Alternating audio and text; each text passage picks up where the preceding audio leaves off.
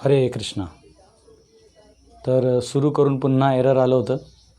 तर आपण असं ट्राय करूया की बघूया. टावरचा प्रॉब्लेम आहे, आता वायफाय लावून आपण कनेक्ट केलेलं आहे. तर मी तिसऱ्या अध्यायात प्रवेश आपण करतो आहे. तर मी हेच सांगत होतो की आपल्याला दुसऱ्या अध्यायाचं एक छोटंसं एक ब्रीफिंग केल्याशिवाय आपण तिसऱ्या अध्यायात जाऊ शकत नाही. कारण दुसऱ्या अध्यायाच्या आधारावर अर्जुनाने तिसऱ्या अध्यायात प्रश्न विचारलेले आहे. तर दुसरा जो अध्याय आहे त्याला गीता सार असं म्हणतात. आणि गीता सार आहे ना, हेला फॅन घेऊन गीता सार आहे ना, ह्याच्यात संपूर्ण सिद्धांत, सर्व सिद्धांत जे आहेत, ह्या सर्व सिद्धांतांचा विचार करून अर्जुनाला युद्धासाठी प्रेरणा भगवंतांनी दिलेली आहे. ते म्हटले ठीक आहे, तू एक साधा जर व्यक्ती असशील तर तुझं कर्तव्य म्हणून कर. तू जर स्वार्थी असशील तर कर्मकांड म्हणून कर की हां तुला त्याच्यातला फायदा होणार आहे. बरं, तू निस्वार्थी असशील तर जनकल्याणासाठी कर. जर तू ज्ञानी असशील तर ज्ञान म्हणून ते कर्म कर. जर तू भक्त असशील तर माझी आज्ञा म्हणून कर. तर भगवंतांनी सर्व ज्ञान या दुसऱ्या अध्यायात देऊन ठेवलं आणि एक एक श्लोकात दिलं होतं. एक एक एक किंवा दोन असे एक दोन श्लोक करत करत संपूर्ण दुसरा अध्याय जो आहे जवळजवळ 2 मला वाटते 12 ते 2.72 पर्यंत याच्यात फक्त जर तुम्ही डिवाईड केलात तर आपण उद्या बघणार आहोत की कुठल्या श्लोकात काय सांगितलं. कारण आज आपण तिसऱ्या अध्यायाचा पहिला आणि दुसरा श्लोक प्रश्न समजून घेणार आहे आणि त्याचा या अध्यायात काय रेफरन्स आहे ते थोडं समजून उद्या या अध्यायात असं काय समजवलं की तिसरा अध्याय पुन्हा सांगावा लागला. कारण याच्यातला एक प्रश्न बाहेर आला, त्या प्रश्नावर हा तिसरा, चौथा, 5वा आणि 6वा अध्याय तयार झाला. लक्षात ठेवा. येतोय ना? तर नेटवर्कचा जर इश्यू असेल तर थोडं टॉलरेट करा. कारण तिसरा, चौथा, 5वा, 6वा अध्याय त्या एका मुद्द्यामुळं बाहेर आला. बरं, हे संपल्यावर मग अर्जुनाला अजून प्रश्न आले, तेव्हा 7वा, 8वा, 9वा इत्यादी अध्याय आले. तर या सर्व अध्यायांचा मूळ सूत्र दुसऱ्यात होता, पण त्याला विस्तार करावा लागला. आणि याच्यातसुद्धा बदल आहे. हा निष्काम कर्माबद्दल सांगतो, हा ज्ञानाबद्दल सांगतो चौथा, 5वा त्याच्या मिश्रबद्दल सांगतो, 6वा ध्यान इत्यादीबद्दल सांगतो. तर भगवंत मग सर्व विस्तार करून सांगतात. कधी कधी एखाद्या पोराला प्रश्न पडलं का काय करतो आपण, त्याला आपण उत्तर देतो, 1 लायनर किंवा 2 लायनर्स आपण देतो. तर सगळं ते कॅच करू शकत नाही है ना. ते असं म्हणतात की it is for a intelligent person indication is enough. म्हणजे तुम्ही त्याला इंडिकेट जरी केला ना तर हुशार माणसाला सगळं कळतं. पण प्रॉब्लेम आहे की समजा एखादा हुशार नसेल, त्याला कळतच नाही, त्याला अनुभव नाही, त्याला साक्षात्कार नाही, तर त्याला कसं समजवायचं. तर भगवंतांनी त्याला विस्तार केला. बरं, अर्जुन वेडा नव्हता, अर्जुनला सगळं कळत होतं. पण अर्जुनचं कसं आहे, लेकी बोले सुने लागे. घरात जसं सुनबाईला डायरेक्ट बोललं का भांडणं होतात, मग तसं अर्जुनने काय केलं, स्वतःवर ओढून घेतलं की मलाच सांगा आणि माझ्या माध्यमांना ह्या सामान्य व्यक्तींना सांगा. ठीक आहे, कारण सूत्र छोटे असतात पण ते सगळ्यांना कळत नाहीत. ठीक आहे, तर आपण हा तिसऱ्या अध्यायात प्रवेश करूया, या श्लोकाचं अध्ययन करूया. लॉकडाऊनमुळे मी जिथं अडकलो आहे तिथं माझ्याकडे मराठी भगवद्गीता नाही आहे.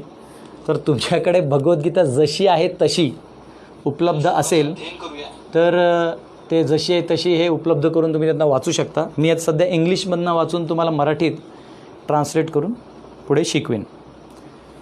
तर ह्या तिसऱ्या अध्यायाचं नावच कर्मयोग आहे. थोडं त्याच्याबद्दल सांगतो की पहिले जे 6 अध्याय आहेत, ठीक आहे, का म्हणून हे अध्यायाचं नाव कर्मयोग आहे हे पण आपल्याला कळलं पाहिजे. 18 अध्याय आहेत गीतामध्ये. 18 अध्याय आहेत. या 18 अध्यायांमध्ये 1 ते 6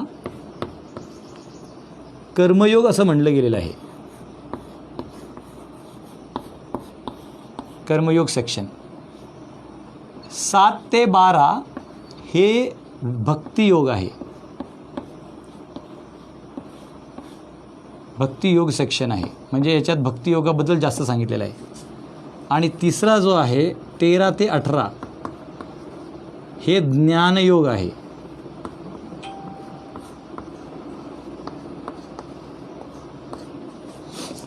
ठीक आहे. तर 1 ते 6 कर्मयोग आहे, 7 ते 12 ज्ञानयोग आहे, भक्तियोग आहे, 13 ते 18 ज्ञानयोग आहे. तर त्याच्यात सुद्धा जो 3रा अध्याय आहे त्याचा शीर्षक का बरं कर्मयोग? 1 ते 6 आहे ना. मग पहिला अर्जुन विषाद योग म्हणतात, अर्जुनचे प्रश्न होते. दुसऱ्यात आत्मज्ञान दिलं आणि संपूर्ण गीतेचं सार दिलं, त्यामुळे गीता सार असंही म्हणतात दुसऱ्या अध्यायाला. मग 3रा अध्यायाला का बरं कर्मयोग खास असं नाव दिलं आहे? त्याचं कारण आहे, कारण मेन कर्म म्हणजे क्रिया. आपली जी जोपर्यंत आपले इंद्रिय आहेत यांची क्रिया असते आणि या क्रियेचं क्रियात्मक चेतना बदलणं, त्या पद्धतीने भगवंतांशी जोडून घेण्याला योग म्हणतात.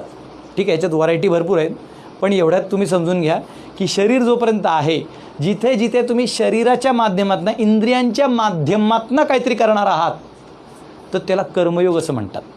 तर 6वा अध्याय जो आहे तो सुद्धा कर्मयोगच मानला जातो. कारण तो ध्यान जरी असला, ध्यान म्हणजे आपण मेडिटेशन म्हणतो, पण मेडिटेशनमध्ये जे पद्धती आहेत ते कुठेतरी इंद्रियांना कंट्रोल करून मग ते प्राप्त करावा लागतो.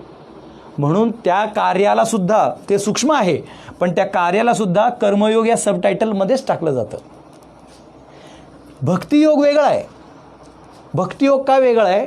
कारण त्याच्यात भक्ती तुमच्या कुठल्याही कार्याने येत नाही. आपल्याला वाटतं की मी जप केला म्हणून मी आता भक्त झालो, तर हे अंडरस्टँडिंग कर्मयोग आहे. लक्षात आला का? हे भक्ती नाही.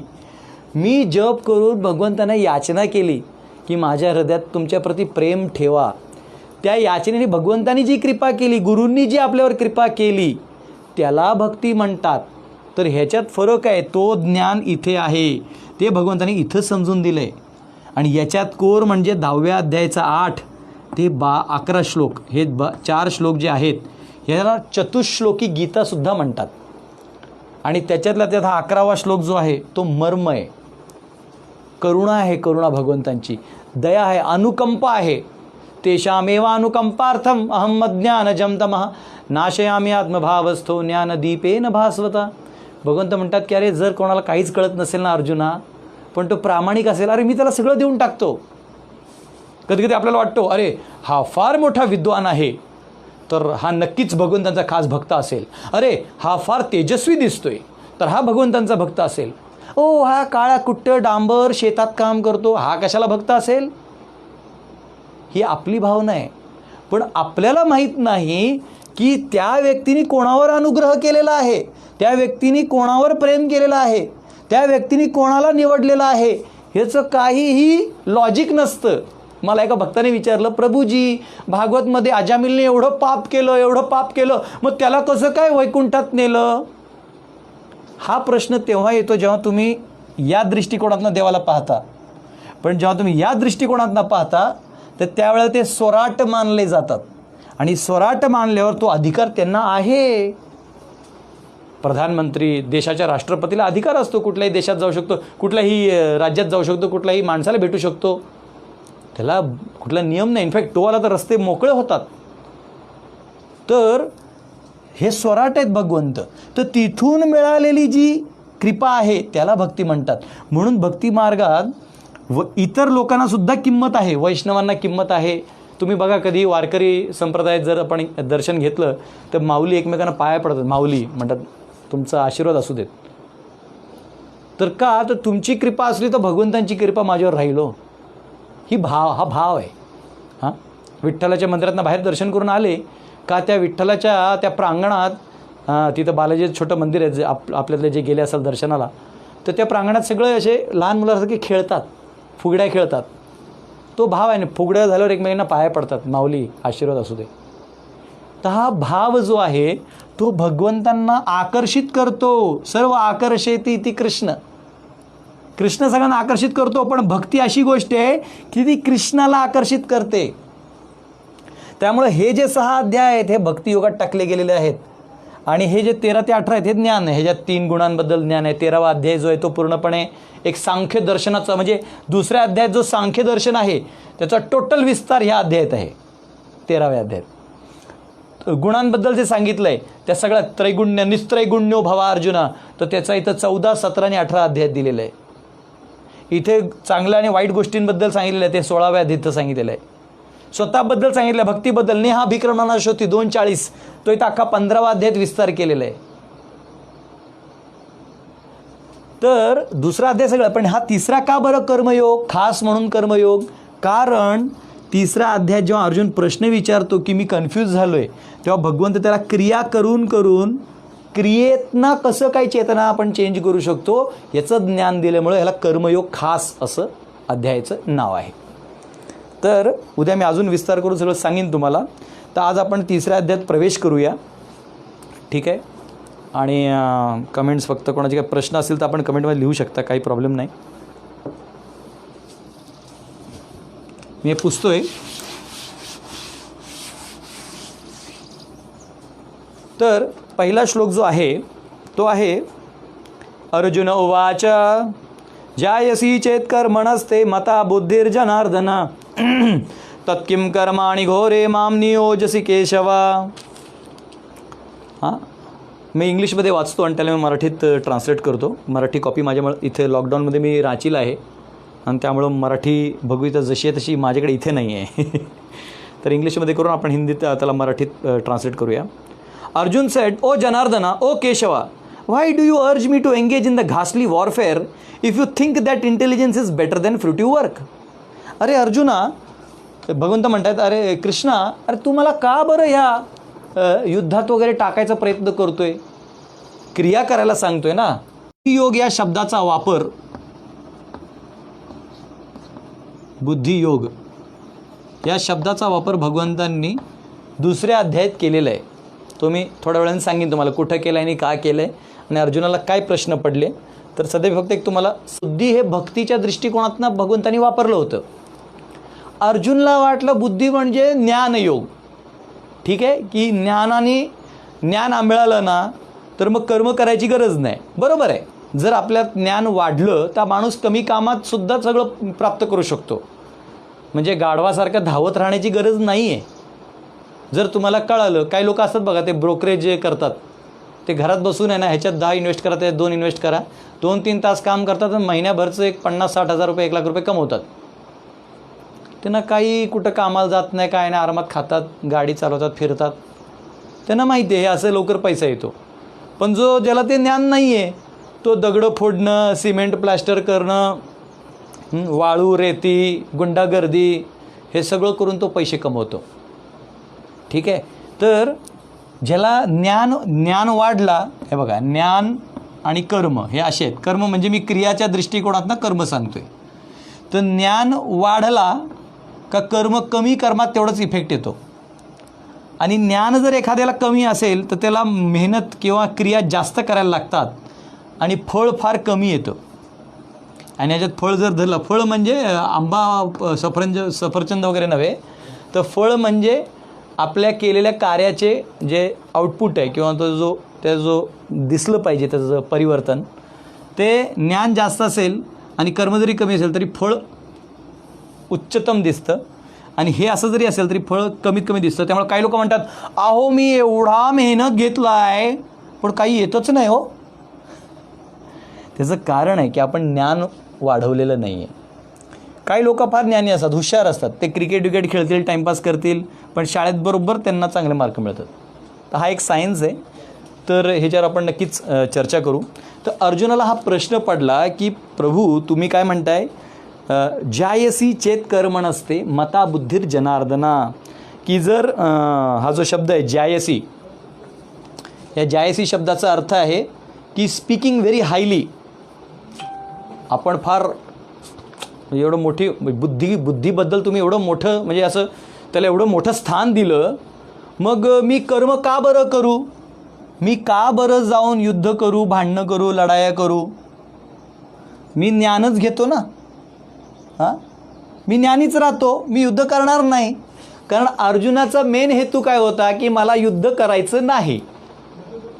तर प्रभुपाद तात्पर्यात लिहितात, आपण जर तात्पर्य वाचलं, श्रील प्रभुपादजींनी मस्त सुंदर असं एक्सप्लेन केलेलं आहे. असं आचार्य होणे नव्हे, ज्यांनी आजच्या काळात सगळ्यांना समजेल असं तात्पर्य लिहिलं आणि त्या भाषेत लिहिलं आहे ज्याच्यात जिथं युनिव्हर्सल आहे. लोक आपापल्या भाषेत राहतात. कोणी मराठीत, ज्ञानेश्वरी आजही मराठीत आहेत पण इंग्लिशमध्ये जात नाही, किंवा कोणी कुठल्या भाषेत काहीतरी लिहितो. विद्यापतींचं मैथिलीत भरपूर काय पण ते इंग्लिशमध्ये अवेलेबल नाही.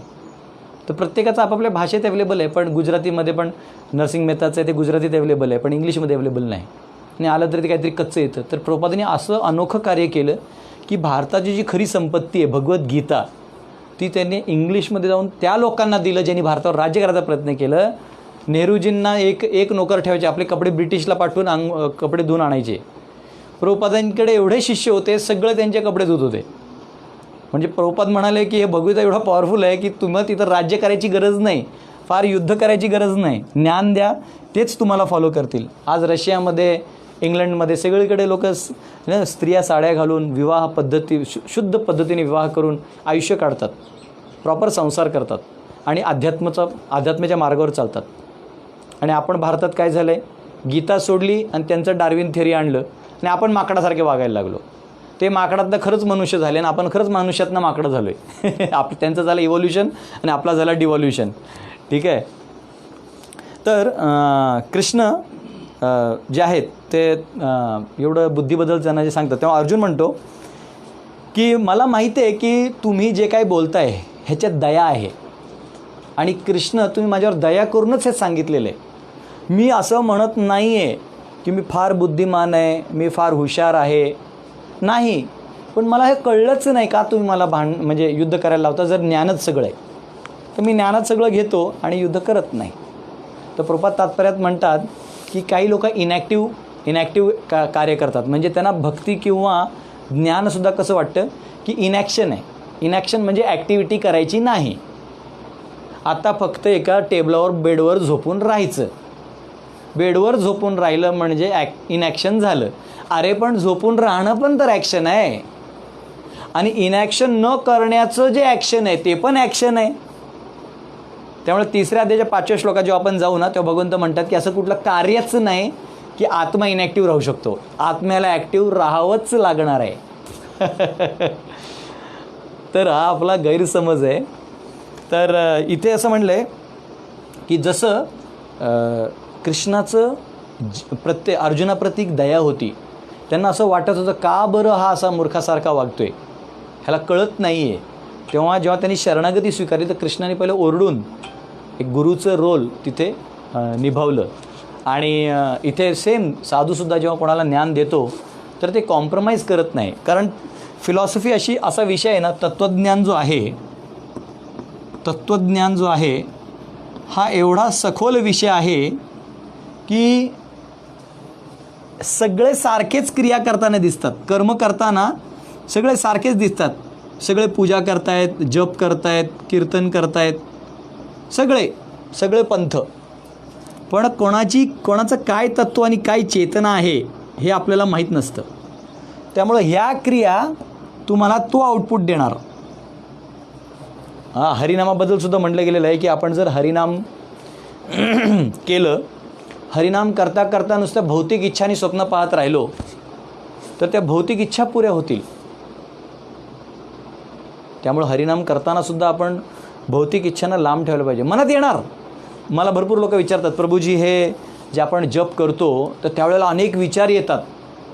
भक्त असे जप करतात, हरे कृष्ण कृष्ण कृष्ण हरे हरे, हरे राम राम राम हरे हरे. तर चैतन्य महाप्रभूंनी ह्या मंत्राचा प्रसार केला आणि ब्रह्माजीने पण नारदनं सांगितलं होतं की ह्या 16 अक्षरी मंत्रांनीच कलियुगातले लोक तारणार आहेत. हरेरनामैव केवलम, हरेरनाम हरेरनामैव केवलम, कलौ नास्तीव गतिरन्यथा. की कलियुगात जर खरंच आपल्याला आपला उद्धार करायचा असेल तर या हरिनामाशिवाय दुसरा मार्गच नाही आहे. बघा, कुठलाच मार्ग नाही. तर ही जी करुणा आहे, ही जी दया आहे ती चैतन्य महाप्रभूने आपल्याला दिली. आणि त्याच्या दृष्टिकोनातनं जेव्हा करता, नाम घेता, पण त्या नाम घेताना सुद्धा तुमच्या मनात जर भावना असतील, भोग भावना, तर ते नाम काय करतं, नाम तुम्हाला त्याच्यातनं सुद्धा भोगच देतो. त्यामुळे नाम घेताना मनाला असं शांत ठेवलं पाहिजे. मी म्हणालो, अनेक लोक विचारतात तुझी काय केलं पाहिजे. तुम्हाला काही करायचं नाही आहे हेच महत्त्वाचं आहे. जप करताना तुम्हाला काहीही करायचं नाही आहे. काहीही करायचं म्हणजे ते कर्मात आलं. जप करताना केवळ भगवंतांचं स्मरण झालं पाहिजे आणि केवळ ध्वनी ऐकून आपल्या हृदय चित्तापर्यंत पोचवलं पाहिजे, बास. त्याला म्हणतात ध्यानपूर्वक जप करणे. हरे कृष्ण कृष्ण कृष्ण हरे हरे, हरे राम राम राम हरे हरे. ध्यानपूर्वक जप करायचं, त्याला आत जाऊ द्यायचं. मन बोलत राहील, ए गप कशाला करतोय, वेडा झालायस का, लोक काय म्हणतील, हां, आणि जगाचं काय, तुझं काय काम करायचं नाही तुला, मेहनत कर, चल उठ. पण ज्याला ज्ञान आहे त्याला माहिती आहे की हे आपल्याला हे बरोबर नाही, मनाला शांत करावं लागेल. तर मन तुम्ही शांत करायला जायचं नाही, मन आपोआप शांत होईल. तुम्ही नाम घेत राहा, ते मन वेश्यासारखं आहे. एकदा आमचे एक आचार्य आहेत हरिदास ठाकूर, हे हरिदास ठाकूर नामजप करायचे, 192 माळा करायचे. ठीक आहे, 192 माळा करायचे. आणि त्यांना बघून काही लोक द्वेष करत होते. तर एक माणूस होता तो फार द्वेष करायचा. तर त्यांनी काय केलं, तिथली सर्वात सुंदर एक वेश्या होती जी म्हणजे फारच सुंदर होती. तर तिला त्याच्याकडे पाठवलं की जाऊन त्याला विचलित कर म्हणून. तर ती सहज आली एका रात्री आणि हरिदासाला म्हणली की मी इथं थांबू का. ते म्हणले कशाला. नाही म्हणे मला तुमच्यासोबत राहायचं आहे आणि असं तसं. ते म्हणले ठीक आहे. हरिदास ठाकूर म्हणले तुझं मी बरोबर उद्धार करतो, तू बस इथे. आणि तिला बसवलं आणि त्याला हरिदास ठाकूर रात्रभर जप करत होते. ते म्हणले माझा एकदा जप संपला की नाही का मी तुला भेटतो. ज्याला नामात रुची आहे तो कशाला याच्यात फंद्यात पडतोय. सकाळपर्यंत जपच करत राहिले. ती वेळ तशीच झोपली तिथे. ती दुसऱ्याशी उठली आणि तिचं ते मेकअप खराब झालं होते. परत जाऊन आंघोळ करून परत आली, कारण तिला तर पैसे दिले होते. परत ते म्हणले अगं मी कालचं झालं पण आजचं राहिलं आहे गं, परत मी आजचं करतो ना, आपण भेटूया. 2 दिवस ती जप ऐकून, तिसऱ्या दिवशी पण तिने जपच ऐकला. शेवटी रात्री उठून ती म्हणाली अहो मी खरं सांगू. म्हटलं बोल. म्हणे मी ॲक्च्युली ह्या काम तुम्हाला पतन करण्यासाठी आली होती. ते म्हणले मला माहिती होतं म्हणून मी 3 दिवस तुझ्यासाठीच जप करत होतो. हे जप जे 3 दिवस मी केलं ना ते माझं पण नाही केलं. मी भगवंताला उचलतो हिचा उद्धार करा, या नामाचा परिणाम तिला होऊ दे. आणि कृष्णाने माझं ऐकलं आणि ती अशी झाली. तिने केस मुंडवली, पांढरे कपडे घातले. हरिदास ठाकूरच्या बोलण्यावर तिने सगळे पैसे लोकांमध्ये दान करून टाकले. एका तुळशीसमोर तिने जप सुरू केलं. लोकांनी तिला सगळं दिलं. बघितलं की हिच्यात परिवर्तन झालं आहे म्हणल्यावर नामाची ती शक्ती आहे. तर अनेक लोक साधना करतात पण त्यांचं तत्त्वज्ञान जर दृष्टिकोन बरोबर नसेल गीतेनुसार तर त्यांना आउटपुट त्याच्यातनं सुद्धा वेगळं येईल. त्यामुळं इथे लिहितो मी, तर दिसतोय तुम्हाला, भक्ती आणि भक्ती आभास.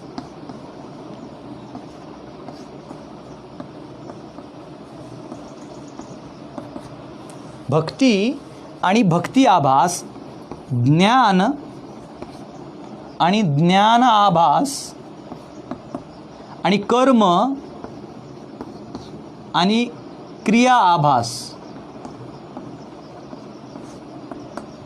ह्या गोष्टींना आपण समजून घेतलं पाहिजे.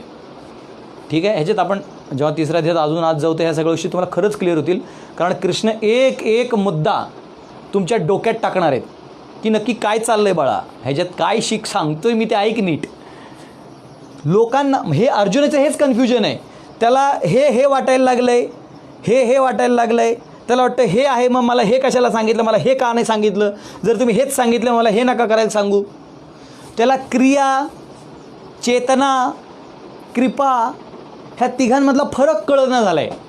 जशी आपली अवस्था असते ना की नवीन भक्ताची जी अवस्था असते, त्याला असं वाटतं आता मी भक्त झालो आहे, आता मला कुठली कामं करायची गरज नाही, सगळ्या जबाबदाऱ्या मी टाकून आले. लोक कधी कधी ब्रह्मचारी बनतात फक्त कार्य म्हणजे आई बापाचा कंटाळा आला असतो, त्यांना म्हातारपणी कोण सांभाळणार, बरं मी लग्न केलं तर त्या पोरीला कोण सांभाळणार, तिचं किटकिट कोण ऐकणार, आणि म्हणून ते जॉईन करतात. पण हे चेतना भक्ती नाही. न्यूनगंड म्हणतात, निओफाईटनेस. तर हे निओफाईटनेस जो आहे तो काही तुमच्या कामाला येणार नाही. त्याच्यातनं तुम्हाला उभरावं लागेल. कधी कधी आपल्याला वाटतं मला सगळं येतं, आणि जेव्हा तुम्हाला कळतं हे काहीच नाही तर ज्ञानाभास होतं. मला आभास झाला की मी हुशार आहे, पण मी हुशार नाही. मला जसं हा जग वाटला तसं नाही. मी आहे, मी मठ्ठ आहे. आमचे एक आचार्य आहेत सनातन गोस्वामी, ते नवाब हुसेन शाहचे प्राईम मिनिस्टर होते. विचार करा. ते सगळं सोडून ते चैतन्य महाप्रभूच्या शरणी गेले आणि त्यांनी वृंदावनला, महाप्रभूंनी त्यांना सांगितलं जाऊन ग्रंथ लिहा. ते वृंदावनला आले आणि जेव्हा ते चैतन्य महाप्रभूंना वाराणसीला भेटले तर गवताचा गवत घेऊन तोंडात दंडोत मारले. त्यांनी मारलं त्यांना. चैतन्य महाप्रभूंना म्हणले के आम्ही के आमार तापात्रय. मला लोक विद्वान म्हणतात पण मला माहिती आहे मला काहीच येत नाही, माझ्यावर कृपा करा. तर त्या महाप्रभू त्यांना आलिंगन देतात. अरे म्हणते सनातन तुला सगळं माहिती आहे पण तरी ऐक मी तुला सांगतो. मग त्यांनी भक्तीबद्दल, विष्णूबद्दल, भगवंतांबद्दल आपला संबंध हे सगळं ज्ञान त्यांनी त्यांना दिलं होतं. तर जे ज्ञान काय आहे, ज्ञान आभास काय आहे हे ज्यावेळेला तुम्हाला कळेल त्यावेळेला तुम्ही म्हणू शकता तुम्ही पूर्णत्वात आहात. किंवा कर्म आहे आणि क्रिया आहे तर तुम्ही नुसते क्रिया करताय काहीतरी, हां मी आता आईबाबांना सांभाळतोय म्हणजे मी माझे कर्मयोग करतोय, नाही. तुम्ही कुठल्या चेतनेत करताय हे एवढंच महत्त्वाचं आहे. बळजबरीपणाने करताय का आता आईबाबांचा आपण नमक खाया है भैया तो करना पडेगा, तू मला लहानपणी मोठं केलंस, 9 महिने पोटात ठेवलंस, बरं मी करतो, एक ग्रजिंग भावना ना. आणि दुसरं आहे की नाही, अगं आई तू माझी पहिली गुरु आहेस आणि तू माझा उद्धार केला आहेस, तू मला मनुष्ययोनी दिलेस आणि मी तुझं ऋणी आहे आणि मी तुझ्यावर प्रेम करतो, तू भगवंतांचा अंश आहेस, तर मी एकटं वर जाऊन काय करणार, तू पण चल. ही भावना झाली. त्या भावनेतनं त्यांची सेवा करणं ही उत्तम झाली, हायेस्ट झालं. लक्षात आलं आपल्या. तर हे फरक समजून घ्या.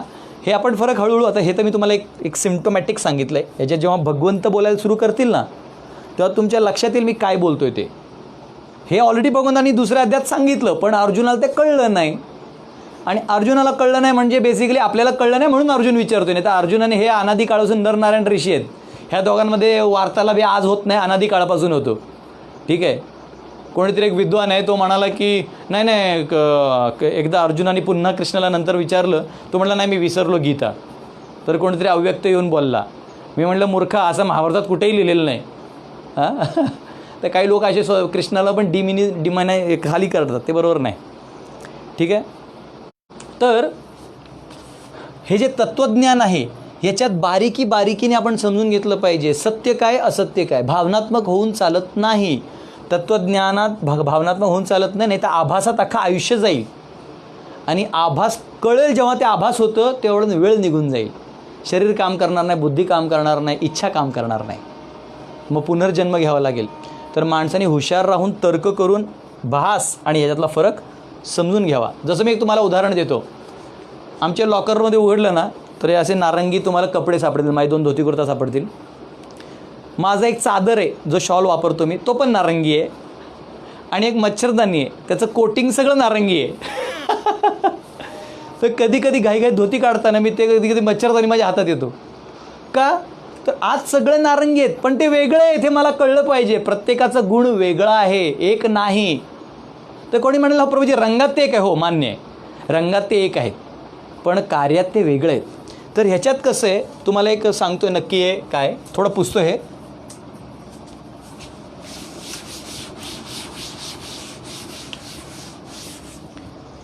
तर आता मी हा डायग्राम आधी पण काढला होता. आपण हे आहोत आत्मा.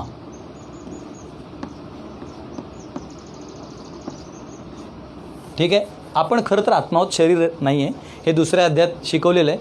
ज्या लोकांना माहीत नसेल तर तुम्ही दास गदाधर मराठी असं यूट्यूबवर टाईप करा. माझ्या एका दुसऱ्या चॅनलवर, हरे कृष्ण चॅनलवर ते व्हिडिओज आहेत. ठीक आहे. आणि आपल्यावर आहे आवरण आहे, 3 सूक्ष्म आवरण आहेत.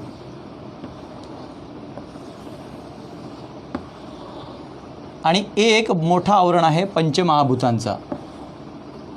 तर हे पंचमहाभूत आहेत, पृथ्वी, अग्नी, वायू, आकाश वगैरे वगैरे असं आपण धरूया. हे 5 आहेत. ठीक आहे. मी असं सध्या धरतो. हे शरीर म्हणा किंवा या शरीराचा आपला एक गुण आहे, स्वभाव आहे, गुण आहे. ठीक आहे. तुम्हाला एक मोठा सांगतो, काही लोकांना डिप्रेशन येतो, टेन्शन येतो ना, हे सायन्स कळल्यावर तुम्हाला येणारच नाही. त्या सांगतो का. आणि भक्ती पण तुम्हाला लगेच कळेल ह्याच्यात ना, एक आहे 1 शॉट. ठीक आहे. तर हे गुण आहे. त्याच्यावर आवरण आहे मनाचं. हां एक संतोष माने करून एक कवी आहे यूट्यूबवर, मस्त लिहितो तो. पण मनाचं काय, मन तर वेडच आहे. म्हणजे ते मी सहज कोणीतरी मला काहीतरी करता करता सापडलं, पण खरंच एक त्या व्यक्तीने मनाच्या स्तरावर लिहिलेलं आहे. म्हणजे तो मनाशी संवाद साधून लिहितो आहे. तुकाराम महाराजसुद्धा त्यांच्या अभंगात लिहितात, होऊनी मनाशी संवाद आपलाच वाद आपल्याशी. तर हे मन आहे. आणि त्याच्यानंतर त्याच्या आतला सूक्ष्म बुद्धी आहे. आपला जो बुद्धी जो आपण इथं ब्रेन म्हणतो ना, ब्रेन हे एक्सटर्नल फंक्शनल मशीन आहे. बुद्धी एक तत्व आहे, हे लक्षात ठेवा, सूक्ष्म तत्व आहे. आणि त्याच्या आत आहे अहंकार.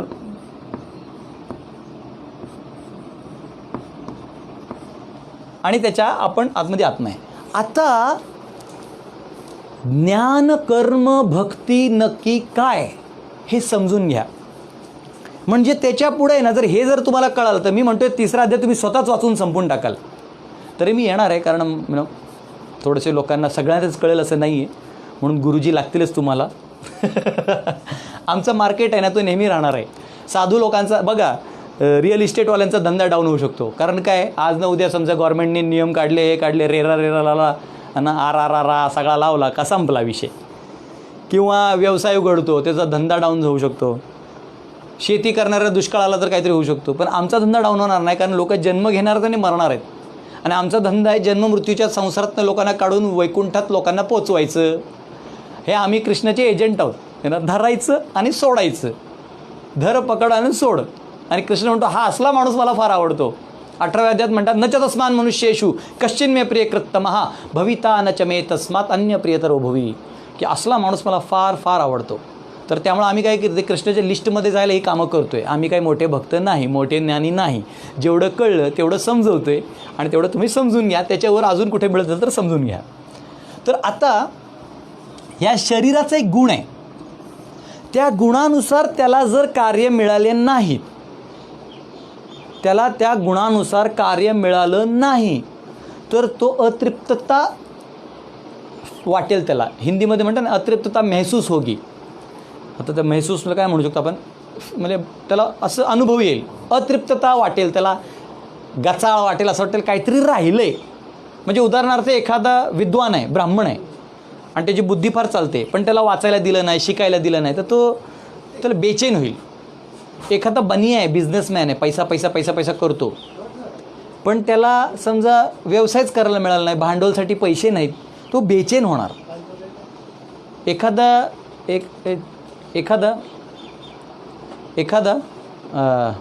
बाहेर भक्तांचा एखादा व्यक्ती आहे, तो हे आहे, म्हणजे काय म्हणते त्याला, क्षत्रिय आहे, वॉरियर आहे, आणि तो अन्याय बघतोय आणि त्याला काहीच करता येत नाही, तर तो बेचैन होणार. तर हे शरीराला त्याची जर गुणानुसार क्रिया मिळाली नाही, मी क्रिया शब्द लिहितोय, कर्म नंतर लिहीन मी, जर त्याला त्या व्यक्तीला त्या गुणानुसार जर क्रिया मिळाली नाही तर त्याला अतृप्तता होईल. हे लक्षात ठेवा. त्याला त्रास सुरू होईल. आता राहिलं मन. मनात वेगळे मागच्या जन्माचे इम्प्रेशन्स असतात, अतृप्त इच्छा असतात. तृप्त इच्छांची पुन्हा होण्याची ती इच्छा असते. म्हणजे लोकांना लग्न पुन्हा करावंसं वाटतं बघा, कारण ते लग्नाचा एकच दिवस सुखाचा असतो, नंतर नसतो ना आधीही नसतो. मग लोकांना वाटतं दुसरं लग्न केल्यावर मी सुखी होईन, तर ते काय होत नाही. तर हे मन आहे. तर मनाचं एक रिक्वायरमेंट आहे. मन हा भावना जे आहेत हे मनात फार रुजलेलं असतं. तुम्हाला जर कधी फार स्ट्रेस आला तर लोक काय करतात, असं सॅड सॉन्ग वगैरे लावतात आणि ऐकतात. असं काहीतरी लावतात आणि सुंदर ऐकत राहतात. किंवा एखादं भजन लावतात, किंवा एखादं मूवीचं गाणं लावतात, किंवा एखादं कीर्तन लावतात, अष्टकम लावतात, काहीतरी लावतात आणि स्वतःला हरवून घेण्यासाठी ते लावतात. खरं तर त्यांना त्यात रुची नसते, पण आता लय त्रास होतो इथला आणि इथला, मग ते गायब करण्यासाठी हे करतात. शरीराला गायब करायला लोक दारू पितात, नशा करतात. बाबा एकदाचं ते गायब होऊ दे, मला इथनं नको, मला टेन्शन यायला, असं हालतं. तर हे गुण आहे. ते इथं दारू पितात, इथं त्याला गायब करण्यासाठी हे करतात. नीट बघा, हे कृत्रिम आहे. बुद्धीसाठी आपण पुस्तकं वाचतो किंवा ज्ञान घेतो. तर बुद्धीला काय, जर तुमची बुद्धी एका लेवलपर्यंत ॲडव्हान्स्ड आहे, तेवढ्यापर्यंत जर बाहेरून इनपुट मिळालं नाही, चान्स मिळाला नाही, तर तुम्ही चलबिचल होता. तर तुमचं एक लिमिट आहे. ह्या शरीराचं पण एक लिमिट आहे. जसं एखादा समजा लहान मुलगा आहे, तो काय डोंगर उचलू शकत नाही किंवा दगडं मोठी उचलू शकत नाही, विटा उचलू शकत नाही, त्याचं शारीरिक लिमिट आहे. एखादा म्हातारा आहे, त्याला काय लिमिट्स आहेत. एखादा तरुण आहे, त्याला पण लिमिट्स आहेत. एखादी योनी आहे, समजा मी मनुष्य आहे, ते पक्षीसारखं उडू शकत नाही. एखादा पक्षी आहे, तो माझ्यासारखं लेक्चर देऊ शकत नाही. ह्या सगळ्या गोष्टी लिमिटेड आहेत. हे प्रारब्धाने येतात, ते आपण नंतर चर्चा करूया. तर हे जे क्रिया आहे, ह्याला लिमिट आहे, ह्याला लिमिट आहे. तुम्हाला ह्या जीवनात ह्या ज्ञानाला मिळालेलं लिमिट आहे. अहंकार म्हणजे आपण जिथे जन्म घेतो आणि ज्या गोष्टींशी आपण स्वतःला कनेक्ट करतो, त्या गोष्टी अहंकार असतात. मी पुरुष आहे, मी पाटील आहे, मी लेवा पाटील आहे, मी गावचा पाटील आहे. मी पाटील असंच बोलते, मला कुठले पाटील म्हणजे असं काही नाही. माझे अनेक लहानपणीचे मित्र पाटील होते. किशोर पाटील माझा कोळी मित्र आहे ना. पाटील सगळेच आहेत. तर एक उदाहरण सांगतो मी. अहंकार असतो की मी हे आहे आणि तो संपतो. मृत्यूच्या वेळेला ते संपते. ती पाटी फक्त रेस्ट इन पीससाठी लावतात. काय गेला बाबा एकदाचा. तर हे अहंकार आहे. आणि त्याच्यावर आत्म्याची एक गरज आहे. आणि ही जी गरज आहे, ह्याची भूक आहे, हे जी आध्यात्मिक अतृप्तता, आध्यात्मिक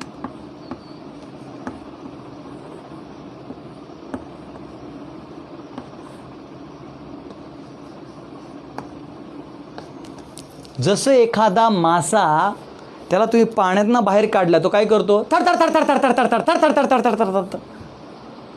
हां, थर थर थर. तुम्ही कधी मासे तुम्ही बघितले नसाल तर तडपतो तो.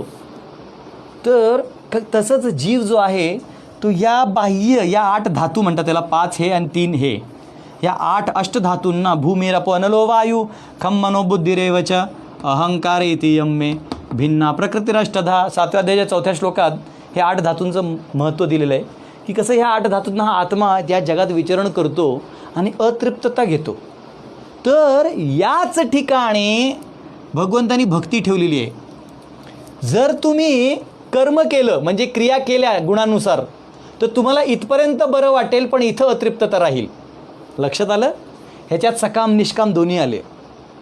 निष्काम थोडासा आत जातो मनापर्यंत, कारण निष्काम केल्यामुळे थोडंसं मॉरल हाय होतो.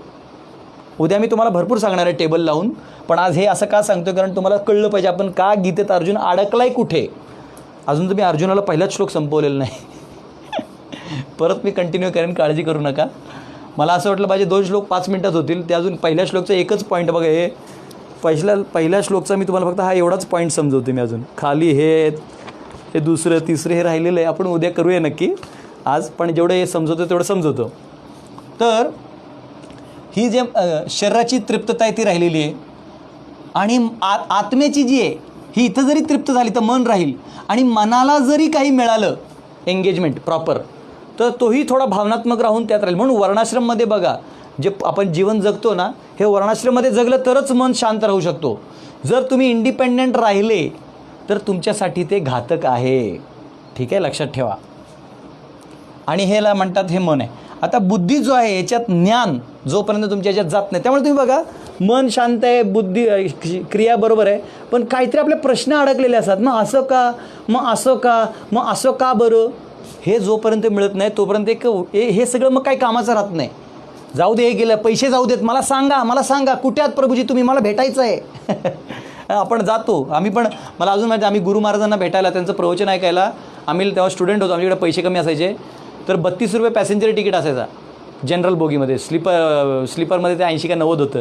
पैसे वाचवायला 32 रुपये आम्ही त्या टॉयलेटजवळ बसून 4-5 तास ते पुणे ते मुंबई गाठायचो. गुरु महाराजांच्या चरणी सगळं ज्ञान ऐकायचो ना, एकदम बरं वाटायचं. म्हणजे असं काळं कुट्ट व्हायचो आम्ही ते इकडे तिकडे बसून, कोणी विचारत नाही काय नाही, पण आतून आनंद होता. हा आनंद मोठा होता. इथे थोडं चालायचं ॲडजस्ट करून, पण हे आनंद मोठं होतं. आणि एवढंच नाही, जर आपण अहंकार म्हणजे जर आपला संबंध भगवंतांशी आहे, ह्या सगळ्यांशी नाही, हे जर आपल्याला कळालं तर आपला आपण म्हणजे अहंकारच संपतो. या जगात कोणाशी द्वेष करण्याचा प्रश्नच येत नाही. आणि आत्मा जो आहे तो जेव्हा भक्ती करतो, लक्षात आला, भक्ती करतो, तर त्यावेळेला भक्ती करताना त्याची जी मन आहे ते भावनात्मक कृष्णात रमतं. बुद्धी जो आहे, ज्ञान आहे, तो संपूर्ण तर्क लावून कृष्ण कसा आहे, आपला संबंध कृष्णासोबत कसा आहे ते ज्ञान कळतं. अहंकार त्या भगवंताशी जुळतो, मन बरोबर कनेक्ट होतो आणि शरीर बरोबर भगवंतांच्या प्रसन्नतेसाठी कार्य करत असल्यामुळे त्याचा ॲक्च्युअल गुण जो आहे प्रकृतीचा, तो प्रकृती पण भगवंतांचा आहे ना. दैवी यश गुणमयी मम माया दुरत्यया, ही भगवंतांची प्रकृती आहे, तर ती सुद्धा त्याच्यात लागते. त्यामुळे ह्याला म्हणतात परफेक्ट ट्युनिंग. म्हणजे आपण एखादा रेडिओमध्ये ऐकतो ना, गाणं वगैरे ऐकतो, तर त्याला ते हलवायला लागतं, परफेक्ट फ्रिक्वेन्सीला मॅच झाला, आवाज आला, पण ते गाणं लागतं, किंवा रेडिओ आकाशवाणी केंद्र आहे, लगेच ते आवाज येतं. तसं जोपर्यंत तुम्ही या स्तराला पोचत नाही, हे कर्मयोग धरा, सकाम कर्म, निष्काम कर्म, कर्मकांड ह्या बाजूला, त्याच्यात थोडं मन येतं, निष्काममध्ये थोडं मन येतं. ध्यान केलं त्यात मन येतं, मनाला नियंत्रण करावं लागतं. ज्ञानमध्ये बुद्धी आहे, त्याच्यापेक्षा सूक्ष्म आहे, म्हणजे ह्याच्यापेक्षा सूक्ष्म ज्ञान आहे. आणि तरी हे अतृप्तता राहते ना, कारण ज्ञान जरी असलं तरी या जगाचं आहे आणि आपला संबंध माहिती आहे, पण आत्म्याला अजून तुष्टी मिळाली नाही. सवय पुंसाम परो धर्मो यतो भक्ती यदोक्षजे अहेतुकी अप्रतिहता ये आत्मा सुप्रसिद्धती. भागवतमध्ये व्यासदेव म्हणतात की सवय पुंसाम परो धर्मो, सर्वात मोठा धर्म काय? अहेतुकी अप्रतिहता ययात्मा सुप्रसिद्धती. आत्मा तेव्हा ॲक्च्युअली प्रसन्न होतो जेव्हा तुम्ही भगवंतांची अहेतुकी भक्ती करता, ते इथं अनुभव करायला मिळतो. हा अनुभव झाला का हे आपोआप फुलफिल होतात, पण हा फुलफिल झाला तर हे वेगळं करायला लागतील. तुमच्या लक्षात येत असेल की इथून इथं यायला फार मेहनत आहे, इथं सुरू केलं तर हे आपोआप सगळं होतं. तर अर्जुन म्हणतोय ठीक आहे. अर्जुनला सध्या काय वाटतोय की तुम्हाला बुद्धी बोललास, मग मी कर्म का करू? पण भगवंत बुद्धी बोलायचे नव्हते, भगवंत ह्याच्यात बोलतायत आणि ते म्हणतात जर तू ह्याच्यात असशीलच तर हे आपोआप तू होईल तुझ्याकडनं, तुला करायची गरज नाही. तू नाही केलंस तरी प्रॉब्लेम नाही, पण मग समाजात आदर्श कसं जाणार ते विषय आपण आतमध्ये घेऊया. अजून अर्जुनाचे जे प्रश्न आहेत आणि अजून काही दुसऱ्या अध्यायाचा काही एक श्रृंखला आहे की कसं भगवंतांनी काय बोलले आणि का अर्जुनाला ते प्रश्न विचारले, आणि ते प्रश्न आपल्यालासुद्धा आहेत, ते तुमच्या माध्यमातून मीच इथं सांगीन आणि त्याचं उत्तर आपण नंतर कृष्णाच्या त्या पुढच्या चर्चेतना घेऊया. तर हे नोट्स काढा, तुम्ही अभ्यास करा. प्रश्न असतील मला ह्या कमेंटवर लिहा किंवा व्हॉट्सॲपवर लिहा. माझं 8808423269 याच्यावर व्हॉट्सॲप लिहा. तुम्हाला प्रश्न असतील मी तुम्हाला उत्तर देईन है ना, आणि प्रयत्न करेन तुम्हाला मी समजवायचं. तर फार फार धन्यवाद. 9 वाजलेत, आपण डॉट टाईमवर सुरू करताना थोडंसं उशीर झालं होतं काही कारणामुळं, सुरू केलं होतं फक्त ते नेट कनेक्शनचा प्रॉब्लेम होता. फार फार धन्यवाद. हरे कृष्णा. श्रील प्रभुपाद की जय.